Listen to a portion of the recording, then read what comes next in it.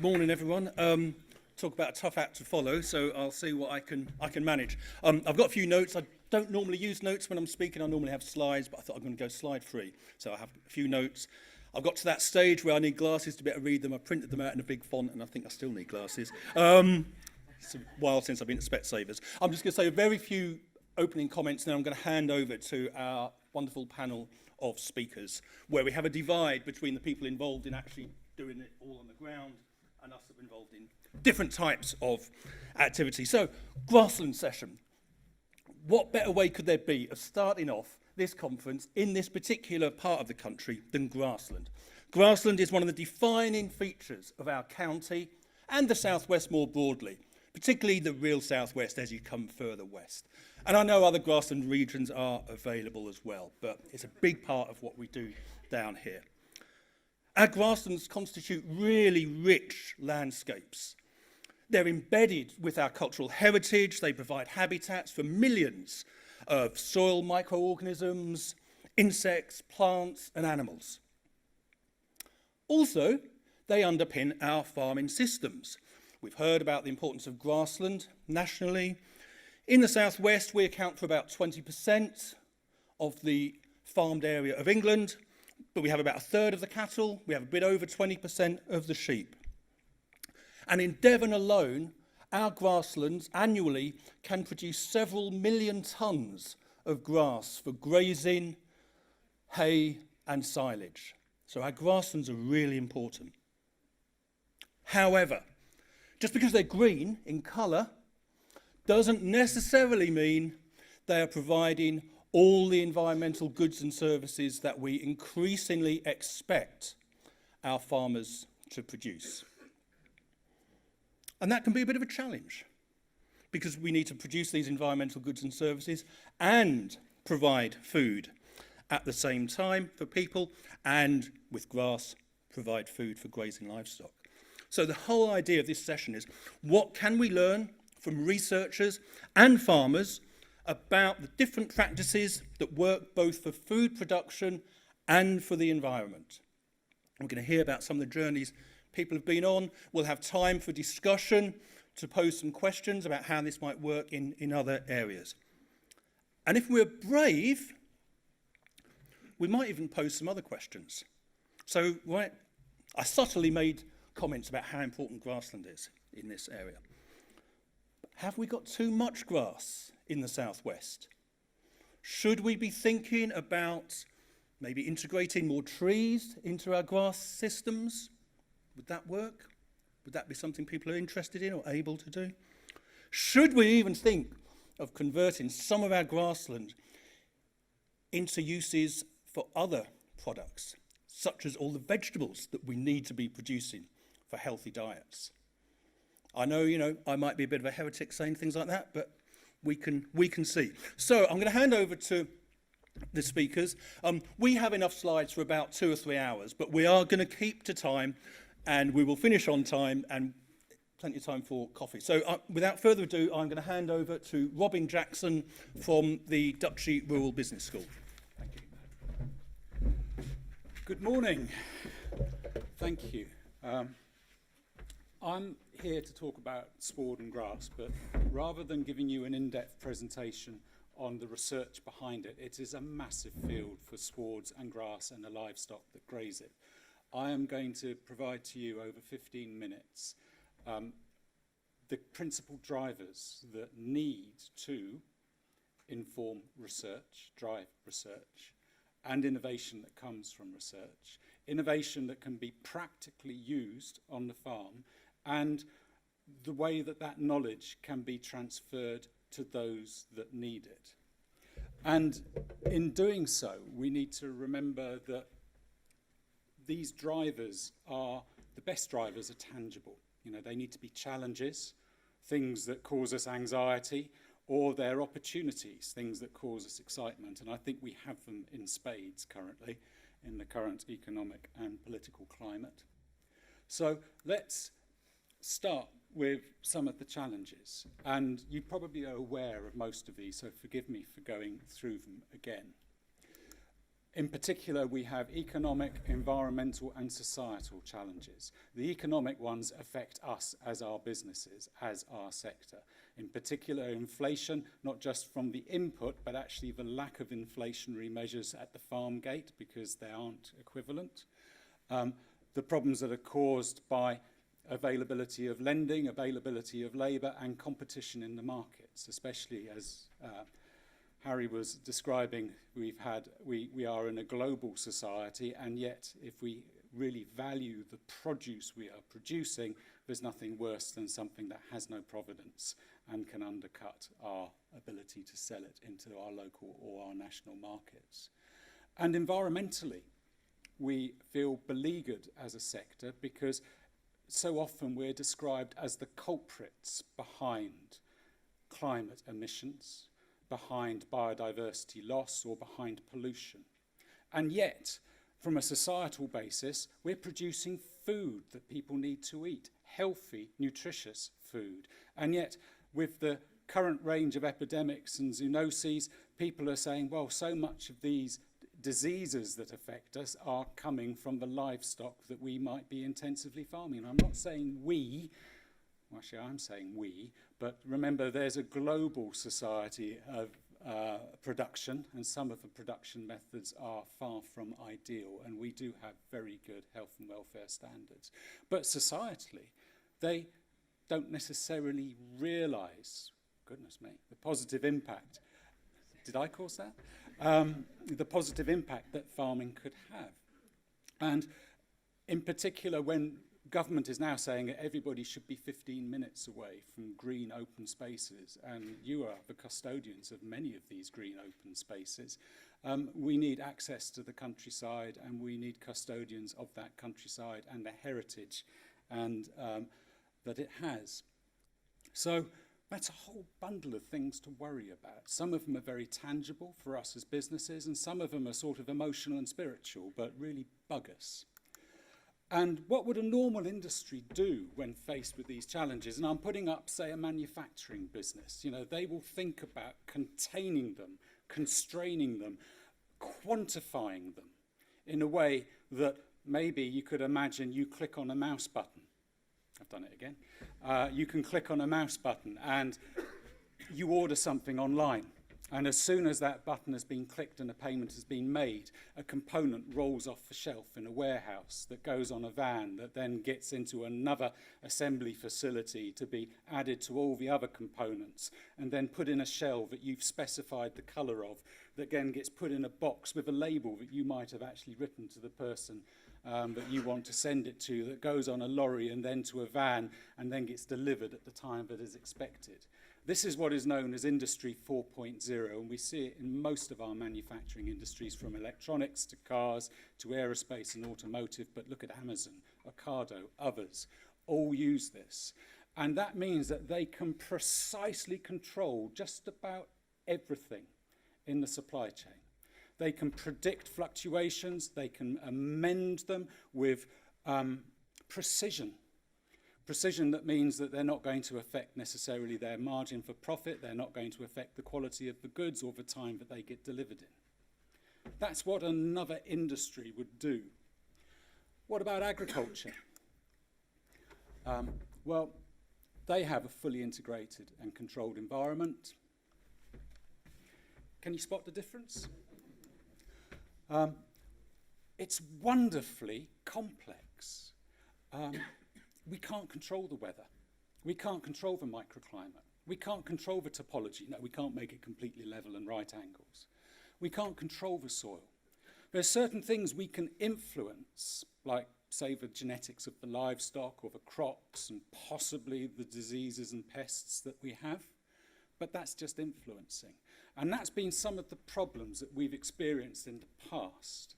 And these are problems of knee-jerk reactions and blunt force brute measures. Back after the Second World War, when we were supposed to be under measures of productivity, government was incentivizing the industry to take away hedgerows, to become more productive. And where is the common sense in that now? And similarly, the use of chemical fertilizers, pesticides and herbicides, when I say the use of, because sometimes the use of it is good, but actually if it's done without judicious thought, it can be very bad. It can put a system out of kilter. And that is the problem that a lot of agriculture, not just in England, but especially in the rest of the world, is facing. That you can't do a simple blunt force measure. You have to think systematically. So, that's a whole bundle of challenges. How do we flip a challenge into an opportunity?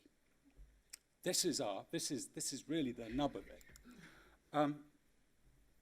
Challenges can become opportunities. You know, how can we take the narrative rather than being the culprit and being defined as part of the problem? Why can't we be the solution? You know, we have this. We have the capability to be this. And a good example of this, and this is from pre-COVID times, was organisations like the Centre for Disease Control and Prevention, CDC in the States, had recognised that if you have unhealthy landscapes and you have unhealthy livestock and animals in those landscapes, that they tend to spread diseases to humans, especially humans if those humans are unhealthy because of their diets. So the logic of this is, and sorry, it seems like a complete no-brainer, doesn't it? You have a healthy environment, you have healthy crops, you have healthy livestock, the nutrients flow through that to healthy produce. That helps us become healthy humans, and we probably have a great walk in the countryside as well, which helps us with our health and well-being too. And this is a system that is becoming widespread now in recognition by governments. We see part of it in the animal health and welfare pathway that our government is putting in place. We also see it, obviously, through the Environmental Land Management Scheme, ELMS. The odd thing about the flip side is we also see the opposite of it, encouraging the trade of goods that don't necessarily have any provenance to them that are cheaper. So, you know, we've got some major benefits here that we could play to, and we've got some challenges as well. But what about our grasslands, our swards? It isn't just the fact that they are there as productive landscapes. For sure, we can, you know, specialise in perennial ryegrasses and clover mixes. However, is it just about the productivity of these? They have a range of other functions. We have the animal husbandry, the health and welfare. Certain species, for example, can have anti-helmintic effects and can be especially used in self-medication by lowland and wetland grazing animals. We have soil and water protection. It's a great cover. But it's not just a cover, it's the ability to dig deep into the ground and transfer nutrients up as well as carbon down. It can help with nutrient transformation, as I said, up and down, but also as functional swards where phosphates and nitrates can be impeded as a barrier. It can help regulate the climate, and if there's biodiversity in it, well, it can be habitats and wildlife corridors and ensure genetic resource protection. And there's a lot more literature in research publications that's showing that functional grasslands have real tangible benefits. However, for us, that's all great. That could be really complex. That's a lot of research that is going on, and more research needs to be done. However, that research needs to be transferred to you in a form that you can use it and a form that you can communicate to other people. So I don't advocate that you just go out and buy brand new shiny things, because there is a temptation to have retail therapy and some brand new innovation comes along. You need to prove it. And there are innovations that you can already think about in the management of your fields. You know, in particular, thinking about, you know, what is your average field cover and how can you become more resilient for you know, the forage that you can produce and the nutrients that it has, and can you use, say, Farm Max or Grass Check GB? There's applications like Field Margin and EOS and others that can actually start thinking about the nutrients that we use. We can't use that just in isolation. You've got to think then about the livestock that you're managing. You know, what are the systems that you can use to move the animals across the pastures? Can you use precision management? How does that relate to feed conversion efficiency, for example? How does that relate to the sort of genetics that you're choosing the health and the welfare of the animals and the compliance, especially against the Animal Health and Welfare Pathway and the Livestock Information Programme. Then we get into things like genetics, types and varieties, the feeds and supplements and the likes. Some of these, I think, you want to concentrate on the easy wins. You want to concentrate on the things that could work for you. You want to concentrate on the ones that others can tell you that work for them. And there are others, in particular when we think about climate change, that are starting to come to the fore. So you have companies in Devon like Cube, and you have companies in Cornwall like Benneman are starting to harvest biomethane off of slurry stores and farmyard manure and other composting stores. Biomethane that can be turned into fuel. Benneman is selling their fuel to Cornwall Council to use in their commercial vehicles. And in some cases, this might mean, as an industry, if you have SAFO-compliant stores and there is the ability to invest in these, that you could make more money out of the fugitive emissions from your slurries than you might make from your net income from your dairy parlour sales.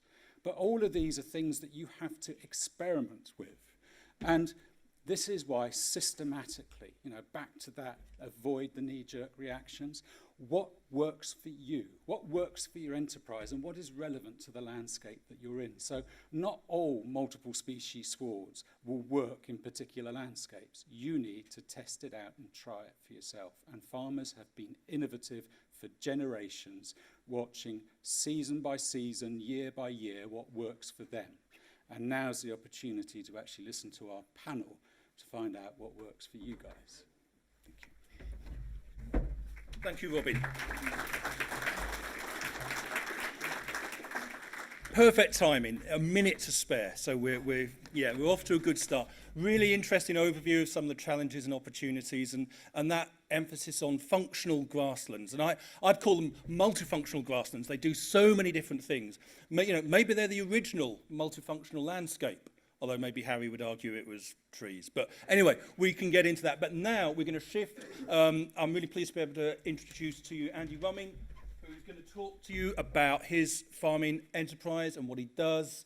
The next 4 presentations, you're going to see some absolutely stunning slides of beautiful landscapes and livestock. Andy, over to you.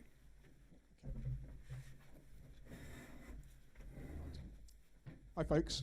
My name's Andy Rumming. I come from Cricklade in North Wiltshire.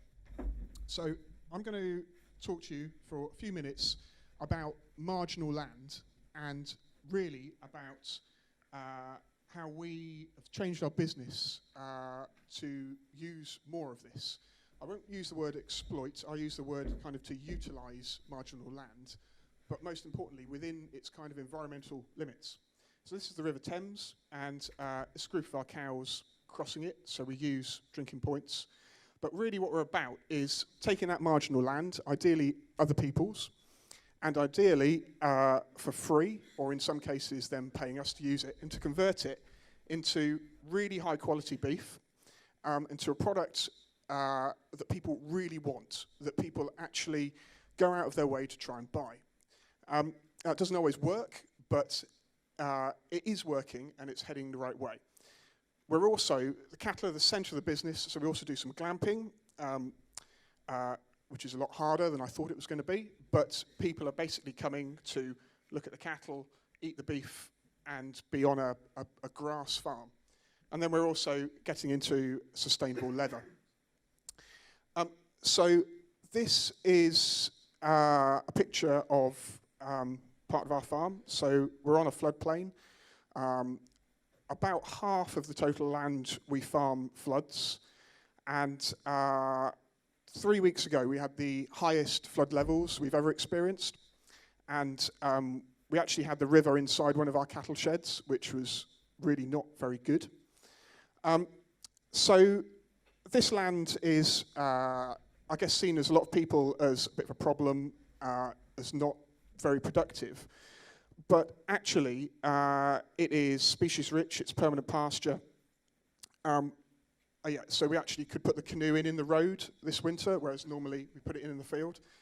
Our farm's called Water Hay, which there's a kind of a clue in the name.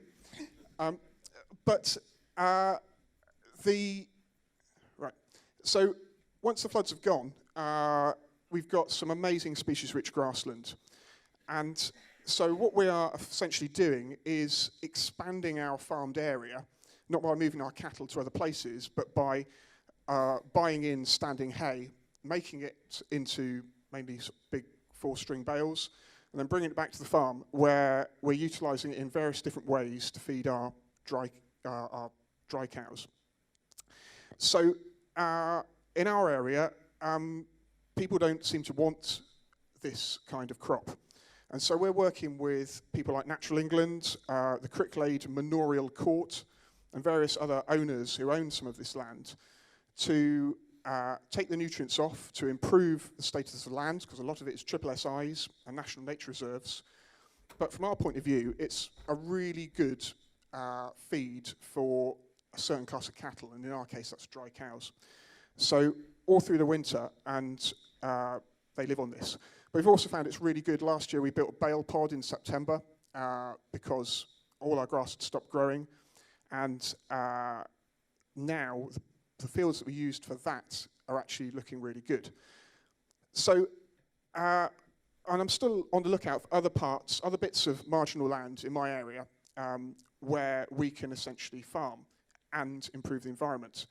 So one of the ways of doing this is obviously just looking around, but if you find a piece of land that you think no one's using, if you go on the land registry, for £3, you can find out the owner of that land. So you can find out their details, their name and address of the owner. And so I've had quite a lot of success on sending a letter. I know it's quite old-fashioned, people saying, I farm here, I run a meat company, are you interested? And so we've built some really quite good relationships off that. It's also interesting that some of the agreements we pay for, some of the agreements we get for nothing, and then we've got a couple where they're triple SIs in poor state. They actually pay us per bale to take the bales away. So again, it's about 5-10 years ago, all our business was about owning land and farming our own land. And now 50% of our business is about farming other people's without proper tenancies, so with individual grazing or individual haymaking licenses. And so it's just something to think about, that there are other ways of expanding your farm that actually improve the environment and can be quite financially benefit to your farm. One thing I would say is that there is risk in this, in terms of we tend to get a summer flood about every 10 years. We haven't had one for about 10 years. So the fields where we get, so we had 500 big square bales off North Meadow at Cricklade last year. There is a distinct possibility that one year we'll get nothing. And so you've got to have that in the back of your mind, and you've got to kind of weigh these things up. But what I would say, the key to kind of farming other people's bits of land is it's all about relationships. And so I used to think that relationships were a bit of an awkward transactional thing between you and your goals that you had to kind of do. But actually, the better quality relationships you've got, they're the kind of foundation. So if you want to grow more grass, if you want to improve your productivity, it's about making really good relationships with the right people. And that might be reserve wardens, there might be reserve wardens' bosses, your local town council, your neighbours, definitely your family. And so the bits of our business that have moved forward the most and that are most successful are where those relationships have really worked and where they're probably sort of effortless now, but they took quite a lot of effort at the start. The bits where I'm frustrated and where our business is stalling is where those relationships, I haven't put enough effort into them and they're not working quite so well. So, yeah, so that was a very sort of quick gallop through. I could go into more about genetics and things, so having the right cows, making sure they're performing well is key, and we're spending more money now on bulls that are producing smaller mature females and that are all ready to be outwintered. We're not doing that at the moment, but our next stage is to reduce our overwintering costs. That's our real problem. So to get cows to stay out on bale pods in heavy clay, which is an interesting family discussion which we're having. So anyway, that's me, and yeah, so look at that marginal land around you. Even if someone else is farming it, talk to them about it. It's a really good way of expanding your farming area without spending very much money. Thank you.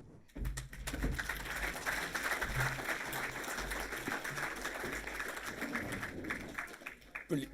Yeah, come over here. Brilliant, thanks. Thanks, Andy. That really interesting examples there. I always say there's lots of different ways of doing farming, and there's lots of different ways of being a farmer. And we've got a really good example there of doing things differently. And notice some of the things that came up repeatedly about relationships, taking time to build those relationships, stuff to do with people, stuff to do with families.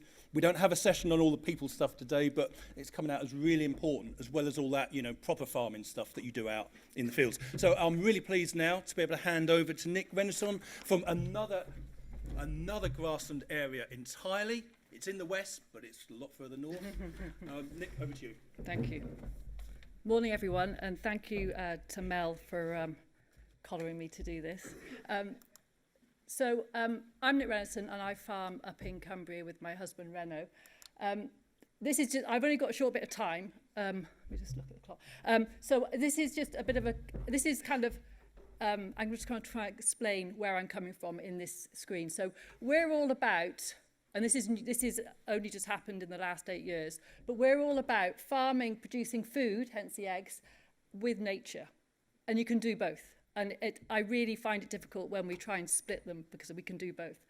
And this was all because of Lloyd's Bank. So 10, 12 years ago, we moved to our farm with a massive mortgage. And there's nothing like looking at loan statements to kind of make you think that the systems may be not working. So at that point, we were completely conventional. And then we started watching YouTube. Sounds a bit dodgy, but we watched a lot of YouTube. We watched people like Greg Judy, Joel Salatin, Gabe Brown. And that kind of made us realise that there was a different way. And the middle picture is a picture of Reno with our local Woodland Trust chap, Pete Leeson, who I've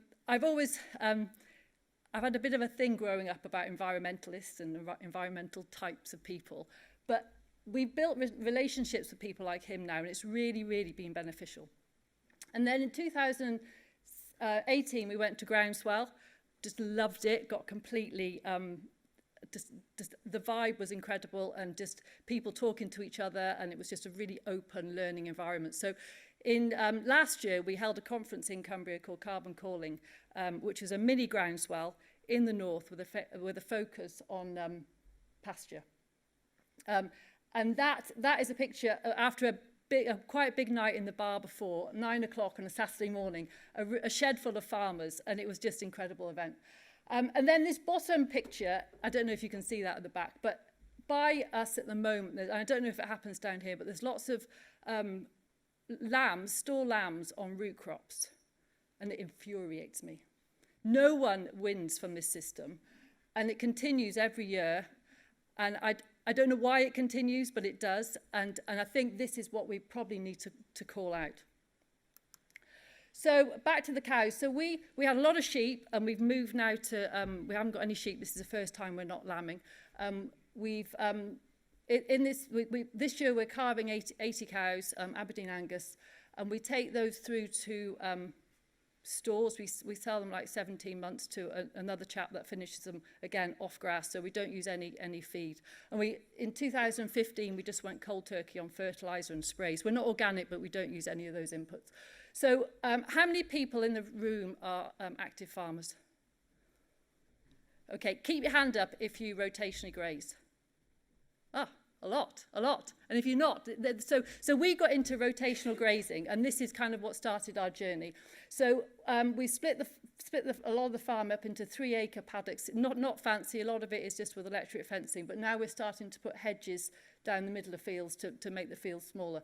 So basically, there's 150 head there, and they all go around in a mob, being moved every day, sometimes every 12 hours, and everything else is resting, and that's the key. So the big long rest periods, last year our average rest period was 52 days, and I'm hoping without the sheep it'll be more.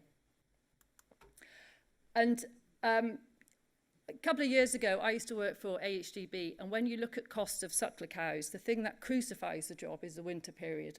So we're trying really hard to reduce our winter period. The cows this year will be in for about 90 days, and this is some young stock which are out on bale grazing and deferred grass, which is cheap as chips. They can cope with any kind of weather, and it just keeps us fit rolling bales of hay out.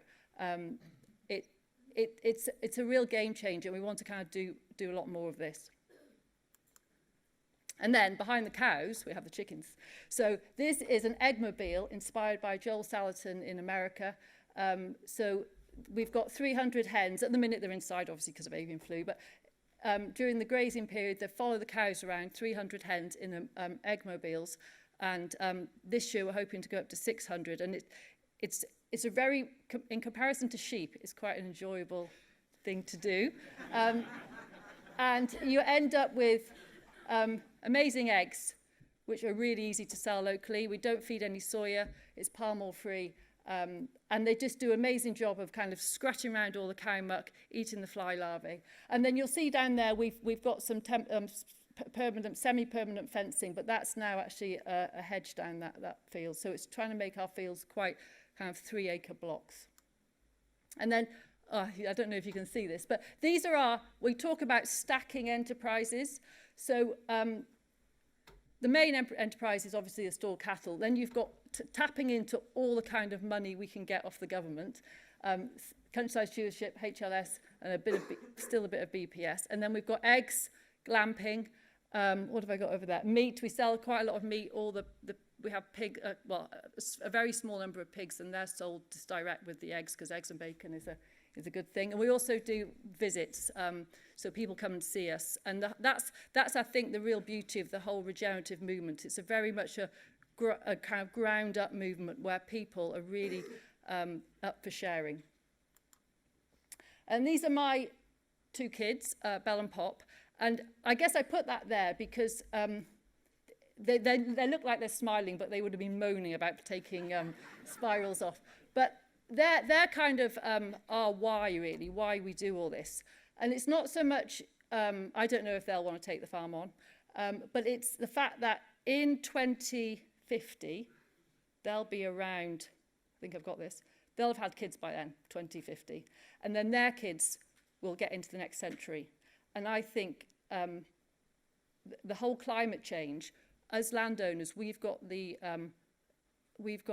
chance to kind of change what we do. Lots of people haven't got much of a chance to make an impact, but we've got a chance, and we really need to take hold of that and run with it, and not wait for government to kind of show us the way. And that's it.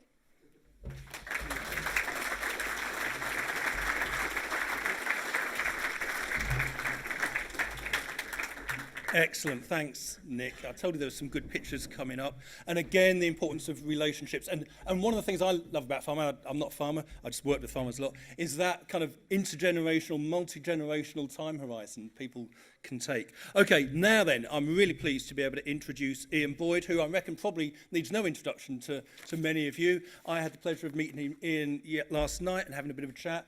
Does lots of really interesting things, and again, great slides. Ian, over to you. Thank you very much. Can't quite see the printing on that. This is called a journey to regenerative farming. I don't know if you've been following the Elm's announcements, but there was one that the minister said that we're going to reverse the biodiversity loss by 2030, and we're going to be a net zero by 2050. And she described it as ambitious, very ambitious. Is it going to happen? I mean, there's a lot of talk, but we're not seeing an awful lot of action. For a lot of people, they can look at their farm businesses, and if they've got their productive advantages, they're going to go out and out for production, and that's going to be right for them. But a lot of people farm more marginal land, and the production-orientated approach isn't going to work. And the good news is that, from our perspective, following this line of trying to look after the environment, look after the wildlife, can work. And it's a perfectly viable way forward. It is that. The wording's all there now. On our farm, I spent 25 years as a conventional farmer. I went through agricultural university, came up all courses kindly sponsored by ICI. And then about after that, we farm pretty marginal land. And I think Andy can identify, we scratch around on the top of the Cotswolds on very thin soils. And when high-level stewardship came along, I changed. And I find myself now as an organic pasture for life regenerative farmer. And I often wonder, well, how did that happen? And I think one thing that I have in my big, great passion is wildlife photography. And I decided to, because we farm more marginal land, pursuing the wildlife was going to be my overarching thing. And we used high-level stewardship to farm purely for the wildlife, and we did some pretty daft and unprofitable things. And the thing I missed at that stage was no guidelines to follow. I hadn't discovered all these people over in America, how they were farming, and it was a very lonely place, and we were doing things on our own, and I think my neighbours thought we were just a little bit mad at best. But I think then in 2012, we discovered the Pasture for Life organisation. And all of a sudden, we came across a community of other like-minded people. And we weren't on our own. Going on their farm walks, talking to them, we learnt an awful lot of how we can do the farming. We farm a lot more conventionally now than we did then. But it's all about bringing the cattle in to manage the habitats. We're in a largely arable area, so herbal lays are appropriate for an arable rotation. We learned all about mob grazing, moving them on, and it works as a system for us. As well as looking after the wildlife and having a viable business, there have been quite a lot of almost unintentional consequences. We find that the purity of the water that was leaving our farm, because we use no nitrates, no phosphates, no chemicals, that's a sort of an added bonus for us. I'm going to qualify a statement to say that we're farming somewhere around net zero. We use the farm carbon cutting toolkit. Certainly in the short term we are, whether it is in the longer term, that's more open to doubt. Actually, I'll just go back that one. The other thing is the animal health and welfare. We're trying to mimic nature as far as possible. With all that, we use virtually no wormers. I used to rear calves intensively, and we had respiratory problems and digestive upsets. All of a sudden, there's none of that anymore. The system that designs that out. Certainly, in terms of community involvement, we see so much more people, farming and non-farming people, coming to the farm. When I was purely an arable farmer, virtually nobody came to the farm. And the other thing we produce is a highly nutritious food, because my wife, from not being involved in the farm, found that she has a flair for sales. So we always sort of have this thing, I bring people to the farm, I soften them up, and then she goes in for the hard sell. Anyway, and bringing her into the business brought additional skills which I don't have for the selling, because I often think a lot of agricultural colleges, how much do they deal in marketing and how to sell? And that's still sadly missing from an awful lot of courses. Then my daughter also has now joined the farm. She brought additional skills again. She's got a degree in business studies, and she's been outside and worked outside the farm. All of a sudden, we've got 5-star hotel rooms in our orchard, which she's made a business out of. We're building a community centre in the middle of the town, of the village, the farm. And what's really exciting is to watch her bring her expertise, her skills into the business. And it's somewhat sort of amusing that I'm now the only male that works on the farm. So, and I try my best to do what I'm told from some very dominant women. Then there was this award, because as a organic pasture for life regenerative farmer, I didn't think the Farmers Weekly as organisation was really ready to reward this. And I think for everybody doing that, this is a validation of our system, that it is being recognised by the Farmers Weekly Awards. And I would say that I didn't want to go in for this competition to start with, but it's opened an awful lot of doors. I'm here today. And I would urge you, if you think you've got something different on your farm, this is a plug for the Farmers Weekly now, they are open to ideas and to look at it. We had independent judges, we had an intensive dairy farmer who was one of the judges, but it's sort of making your case, and it's very, very rewarding. I would say that sort of in 3 points I want to make. Firstly, in changing to low-input farming from production farming, production-orientated farming, you don't underestimate the mindset change it needs. Because when you've been farming for so long, just solely production-orientated, it's a big mindset change. And you don't have to do it on your own. You need to find groups of like-minded people to visit their farms, because it's a journey you're going to go on to find this. When you then you can look at other opportunities that there are. They turn the challenges into more opportunities, and that's really great. Anyway, we joined the Pasture for Life. Charlotte's at the back there if you want to inquire how it is, so we get another plug. And the final thing is that if you're anything like my age, and you're lucky enough to have another generation below you who are interested in farming, really encourage them. They've got the energy and the enthusiasm and the ability to embrace change, and they're the future. Thank you very much.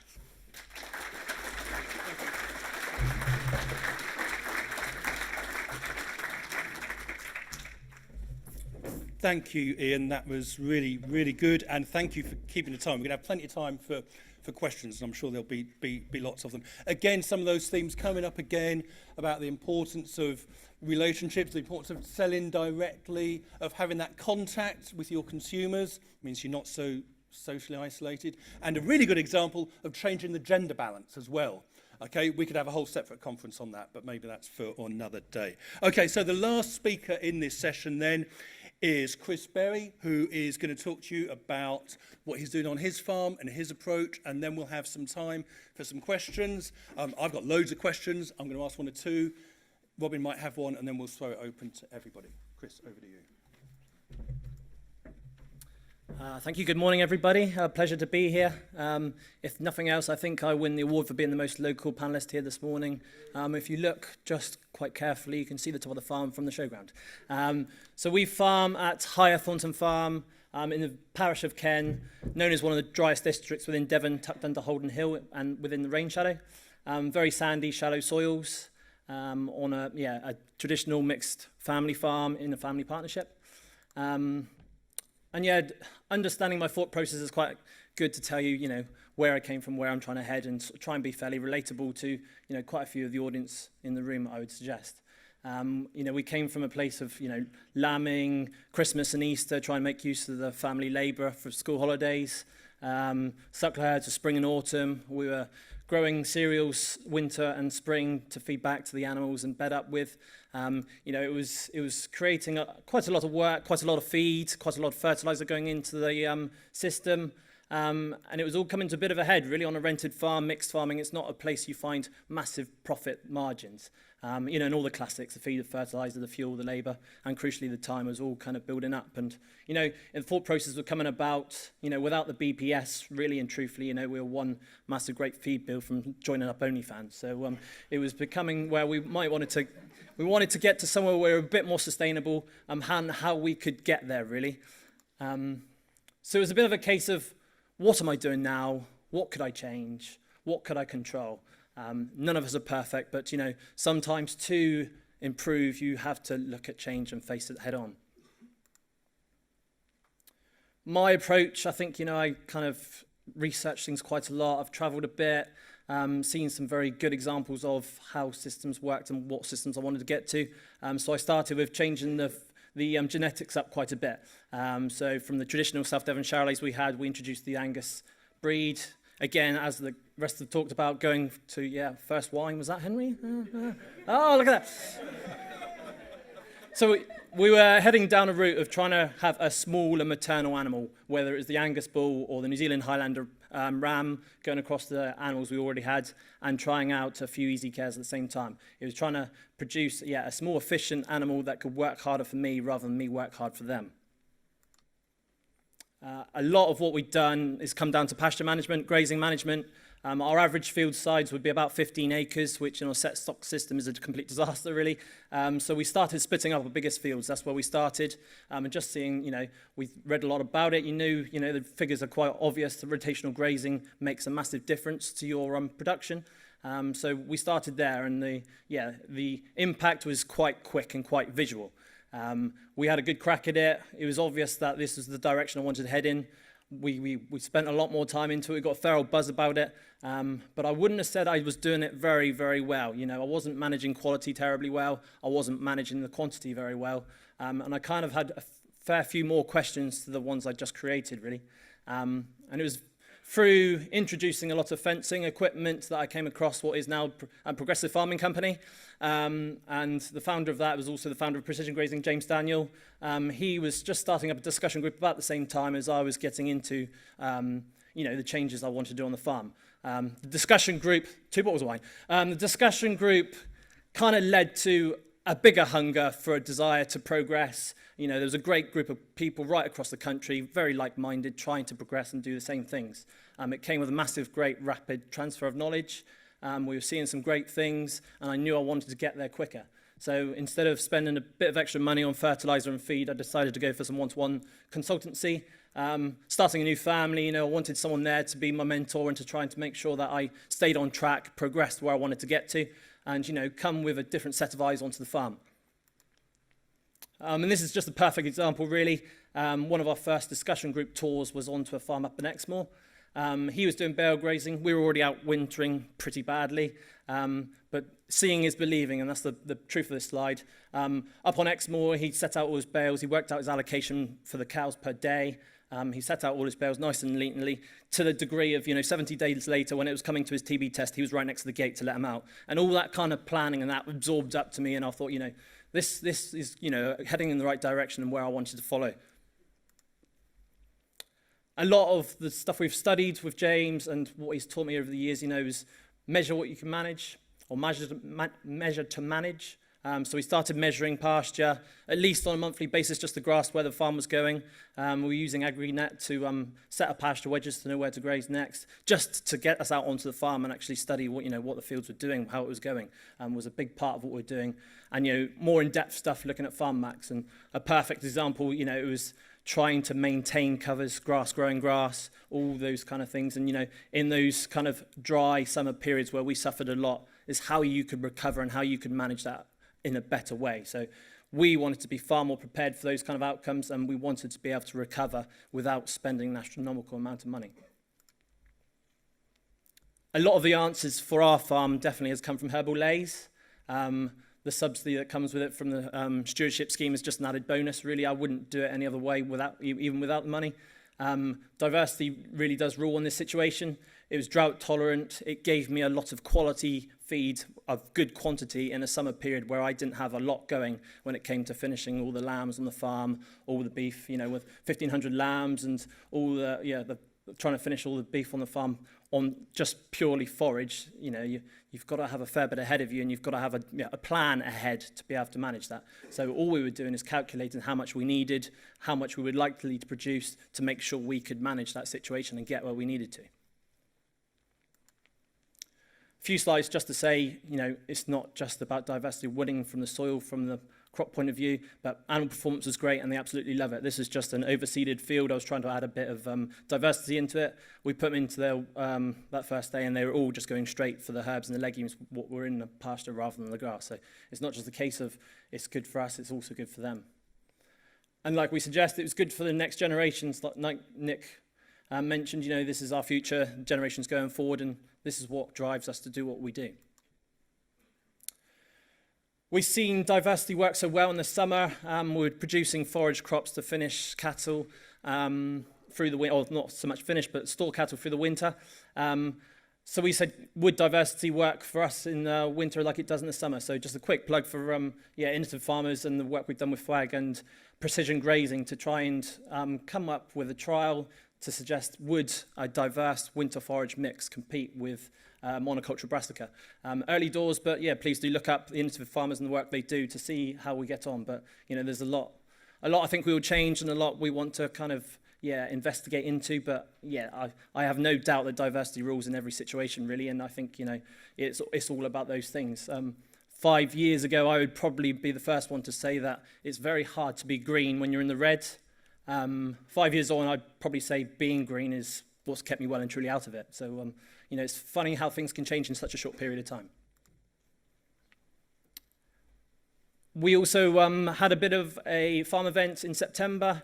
This is just a bit of reflection figures on, what we'd done, work with James, and where the farm had come. So in a very short period of time, I won't dwell on it quite that long, but just simply the antibiotic use dropping so much. Welfare was obviously improving from what we were doing. We had slashed a lot of costs and a lot of feed, and they're not small figures you're talking about there in a short period of time, and it can make a lot of difference, and at the same time it is reducing our carbon footprint overall. Just finally, it's nice to add on a inspiring quote. Not everything we do will work, and especially it won't work every time, but it's the opportunity to try it, and if you do fail, it's not a fatal thing, and success isn't exactly final. So we're all here to kind of drive on, change things, try different things, and having the ability to try these things and have the courage to continue is what will get us to our final destination. Thank you.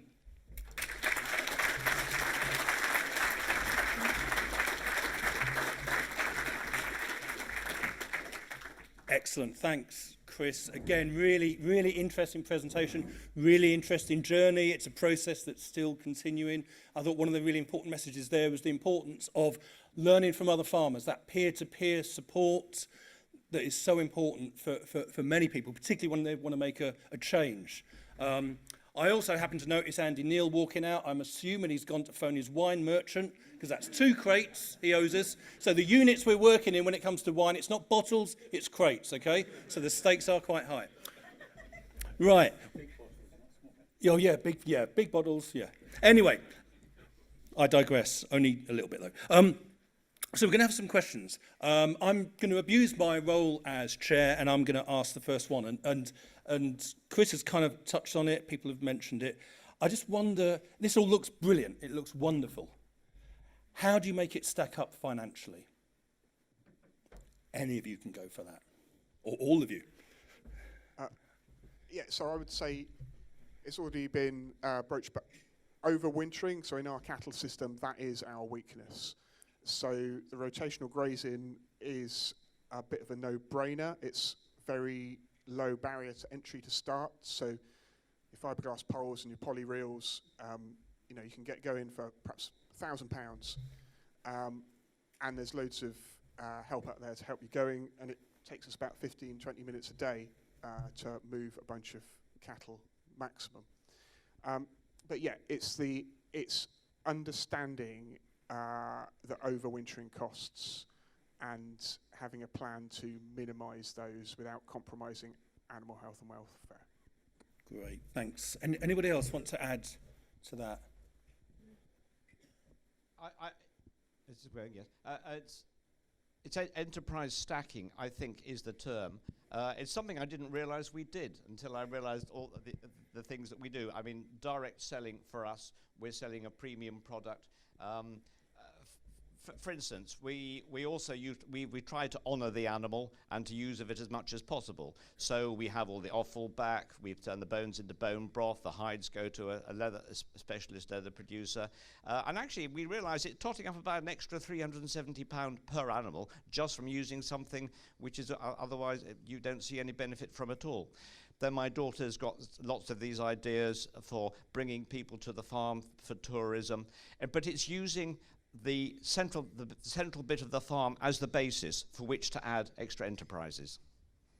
Great, thanks. Any others? Yeah, the only thing I'd add really is my approach was sort of managing the business risk, really, yeah. Ag inflation where it is now, you know, those costs are quite crippling on some farms, and it's knowing where those costs are coming from. You know, we used the farm bench tool through HDB really just to see which enterprises were working and where those costs were, and I think, you know, that was a lot of the basis of where we changed really to see, you know, what was costing us so much money and, you know, going from there. Great, thanks. Nick, do you want to add anything? Or? Yeah, I just think this am I on? Yeah. Yeah. This way of farming, you just have less bills. So it sounds a cliche, but our vet's bills. Some months we don't have a vet's bill, which is marvelous. So it's just having your inputs are just less, and so your outputs might be a little bit less compared to the conventional system, but it's all about the margin. And there's also, I think, a lot of some farmers get quite excited about taking big bottomed cattle to market and kind of saying, look at me. But you just got to get over that. Thanks. So I think really important messages there about understanding costs and being really on top of your costs. And I speak to plenty of farmers that don't really know their costs as well as these guys up here do. So I think that's really important. Robin, have you got a question for our panel? Okay, right, let's open it to the floor. So I just want to remind you what Harry said at the beginning. If you could just say your name and what you're doing, whether you're in farming, whether you're a researcher or you're a member of the NFU or an official, and please try to make your contribution a question, because then we can have a discussion and a debate. If you're going to stand up and just make a statement, I might just exercise my right to cut you off. Anyway, sir, over to you. Thank you. This is for all the panel, really, but Nick in particular. I'm here. Do you want me to stand up? I was intrigued to see your slide. Sorry, Hugh Warmington. I'm a farmer on the Quantock Hills in Somerset. Thank you. So I've come a very long way. Organic pasture for life. And I was intrigued to see, Nick, your slide of lambs on roots. I've done it, and I've seen it, and I won't do it again. But you were quite controversial to say it shouldn't be done. I agree with you. The question is, what is the alternative? Because I don't want to feed grain because I'm pasture for life. I don't want to grow roots and end up with a field looking like that. How do you finish nationally tens of thousands of stall lambs over the winter just on grass? Is there an answer? Thank you. I don't know the answer, but what I would say is, is there too many store lambs? Does anyone make a margin out of those store lambs? Do we calculate the cost of that sediment in the river? I think we need to look at the whole system, because lots of our lambs by us come down from the Scottish Islands, and there's a big deal around us who buys them all, and there's just acres and acres and acres of lambs, and they look so miserable. The people who go and feed them, the kind of farm workers who go and feed them, just fill up the hoppers, pick up the dead ones, and yeah. It's a big statement, but I think the parts of the lamb-sheep system are really broken, and I don't know what the answer is, but we need to talk about it, and I think we need to start the conversation. If I could just add a thing, I think it's unfair to say it shouldn't be done. I think it just needs to be done better. I think there is some very good examples of people doing it very, very well, but there is a case of needing a plan B, planning out your fields well, having margins where you can have runoff, having run-back areas, and people forget that there is better ways of doing the same thing we are doing. You know, diversity might be an option, but I think there is a very good way. You know, those cereals boys, they rely on having, the livestock on the farm over the winter, adding organic matter, using those brassicas well. In some cases, I think they need a far bigger area. I think they do need to look at it a bit better, but people get stuck, and at that time, it does look pretty dire on the winters we're having, but I think it is a case of doing things better. Can I just come back? But I think that's fine. But I think in a high rainfall area, which we are in Cumbria, I think we need to question it. That's all. Okay, I think that was a really good point. People will often do things because it's what they've always done. And I think just that thing about questioning why and is there a better way of doing it? Andy Torrance, I'm recently come into land ownership and I'm trying to manage land for wildlife and also farming. And so this is incredible to see this. My question is, bale grazing, do you have to have giant bales covered in black plastic? And what happens to the black plastic? How do we control that if we're doing bale grazing outdoors in winter? There's a lot of expertise up here that can help you with that one. Yeah, we've tried to reduce plastic completely actually now. For the dry cows especially, making hay and leaving the bales where they are on their end so the rain falls off them pretty much is, a very good route. So yeah, we are trying to reduce that completely. So, if you've got the bale set out and then you just flip them over and take the net off it, all right, there's some plastic still, but at some point you're going to have to conserve some feed for the winter, and it's knowing the best way to do it. And totally, yeah, black plastic is a big, big problem. We haven't overcome it completely, but yeah, the use of hay, again, yeah, having winter forages there as a bulk of feed ready to go is a useful idea, and deferring grazing so they've got bigger areas and some pasture for the winter is, also, mine thoughts I'm having, but it's a challenging one, but there is ways of doing things. Great, thanks. So we've got a question there, and then a question from a man in tweed over there. I know it doesn't narrow it down that much, so I am pointing at him, okay? Okay, go ahead. Hello, my name is Sarah Barnes. I do farm advice, and I also help out on my family farm. My question is, I completely get that you need to measure to manage, and if you already know your cost of production, there is a level of too much data, dare I say. What would you guys say would be your key metrics that you would manage if you were starting out on this journey, or what were the key things you'd pay attention to? So perhaps for biodiversity or soils or whatever sort of side. So in my case, I think the first metrics are percentage of animals weaned to the number of cows put to the bull. So firstly, having a look at how productive and I'm sure it's the same stats for sheep, but how productive, in our case, our cattle system is.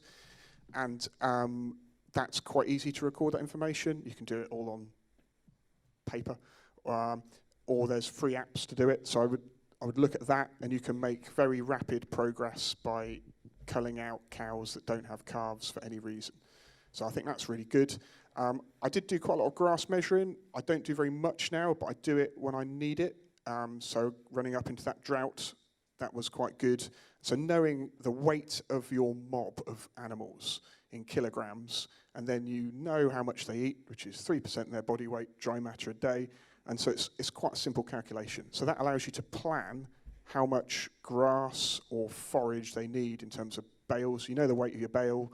You can put a big square bale on a cattle weigh platform, weigh 2 or 3, because sometimes the baler's doing funny things. But yeah, so that basic stuff of how many kilograms are going in, how many kilograms of animals have you got, and just start collecting that information, and it allows you to make a little bit of a plan ahead. Just on the end of that is, animal demand, and then how much you're growing on the farm at the same time. So if you've got that basic information, you can sort of see, have you got a feed surplus or have you got a feed deficit, and work from that.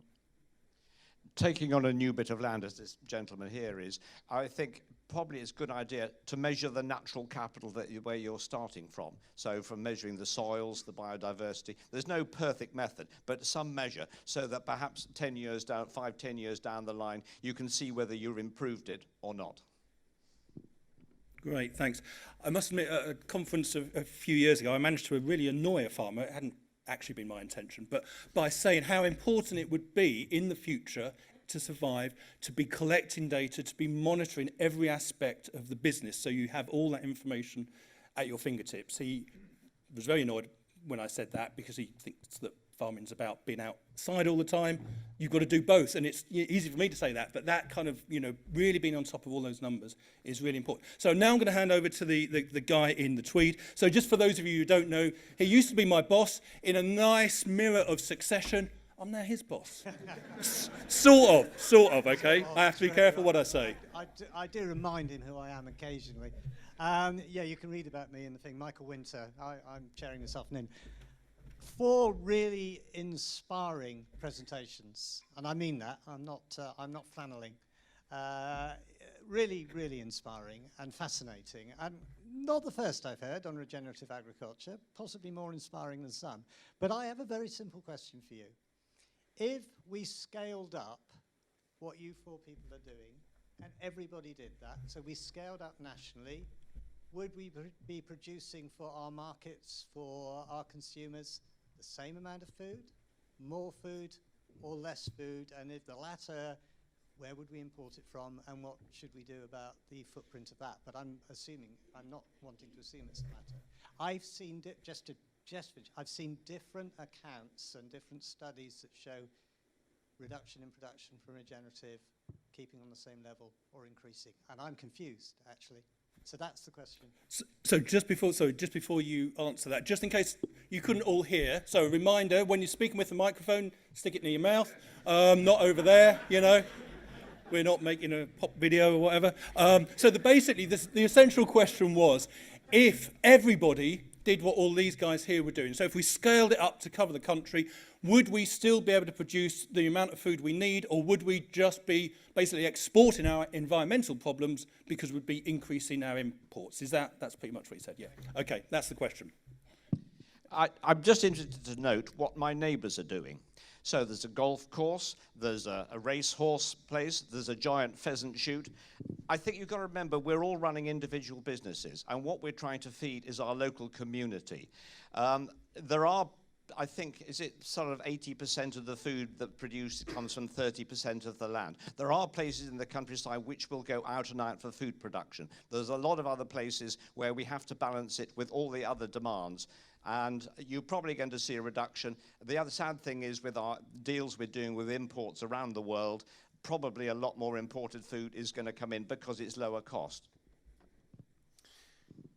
Yeah, so I would add, with the greatest possible respect, are you trying to almost put guilt onto farmers that the top of their priority list is feeding the world? No, I didn't think you were. But I do think there is a lot of publicity and a lot of press which can make some people who are pretty up against it feel even more depressed. And what can they do about it? And in my circle of concern, it's not, feeding the world is not in my circle of concern because I can't actively do anything about it, but I'm trying to do the best on my patch, and I am interested in food production. I'm really passionate about butchery, craft butchery, nutrient-dense food, sending my steaks to America to be analysed. So I'm really interested in the food bit, but I don't think you can't just divide it into food production and environment and social. You have to do a bit of all of it, and the consumers expect us to do all of it, to produce the food, but they also expect the environmental benefits and the social benefits. So it's a tricky one, but I wouldn't want any farmer to feel guilty because they're making a decision to produce less food, because I think that is really wrong. But I think we also have to think about the number. So our beef is grass-fed, 100% pasture-fed grass-fed, and the majority of it is going into the commodity market. So it's still profitable, and I think so we could have 130 cattle and be grain-fed, finish them on grain, but then how many acres do we need extra? It's called something, isn't it? Like ghost acres. So I think, like Andy said, we don't need to feed the world. We need to feed ourselves and our families and our local environment. And I think that the Feed the World line is what some organisations use to keep us in the current status quo industrialised farming system.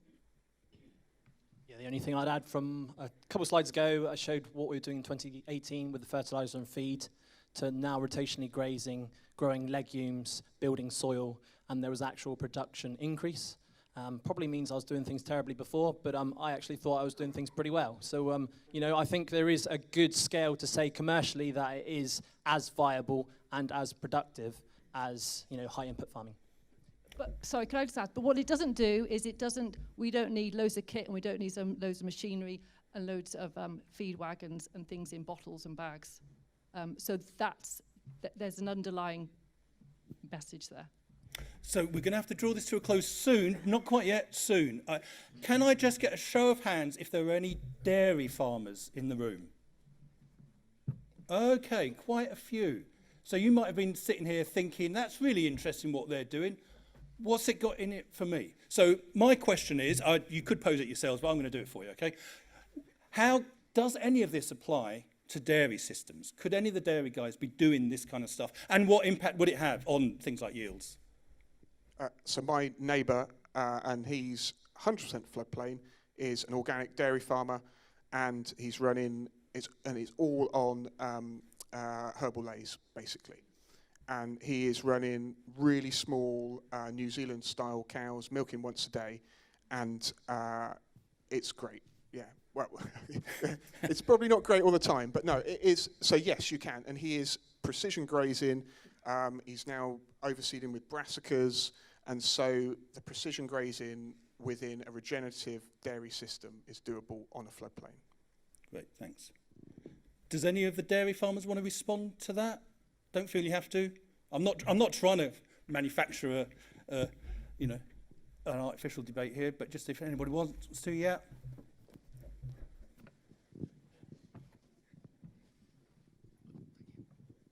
Yeah, Rob Taverner. 15% of the dairy industry have been rotationally grazing, copying the New Zealand approach for about 20 years especially, and those type of farmers have seen the success. And there is a bit of a divide, thinking it's beef and sheep are coming up with all this, but we're in it together, I would say, and together we can learn. And I think Chris is a great example of seeing a 450-acre farm suddenly become a very profitable farm. And that's what's happened on dairy farms, where some of the more expensive systems may be producing only 2p litre of profit, but going regenerative grazing rotationally can do 10p litre. So we're in it together, and there's more money for everybody, more profit to be had, and we can feed the nation, without any problem. So and I think it's really positive. Great, thanks. That's a really good response. We're going to have one final question, and so I'm going to ask, could we keep the question fairly brief and the responses, because we only have about a minute and a half till the coffee break. But the question is, so here on the second row in the middle there. Hi, thank you. My name's Emily Linton. I'm a farm vet and the Farming Transition Co-Lead at the FFCC. Specific question for Andy. You farm in a very wet area, so I wondered how you get on with liver fluke, whether you have a big problem with it, how you manage it. Ian was saying that you don't use any anthelmintics at all really now, and so then a more general question to the panel, would you say that's something that's sort of changed across the board for all of you? Yeah, so we do potentially have liver fluke problems. So we detect it by losing livers at the abattoir, and that's really annoying because a liver's worth about 30 or 40 quid to me. And so we are using a fluke treatment in our young stock at housing that, so I think it's about 6 weeks after housing you can use it. That also worms them, but the main thing is not to be doing that when they're out of pasture. And then we're not using any fly controls or wormers. So yeah, we're not organic. If we were organic, I don't know whether we would be allowed to do it or not. But yeah, it's something to keep an eye out for. Great, thank you. Thanks for the question. Thanks for the response, Andy. I'm going to have to bring it to an end there because I'm determined to stick to time, because otherwise everybody else suffers. But anyway, that was a brilliant opening to this conference. Really interesting questions and discussion and presentations. We could have spent a lot longer, but it turns out there are other aspects other than just grassland that we're here to discuss. So if you could join me in thanking our panel members again.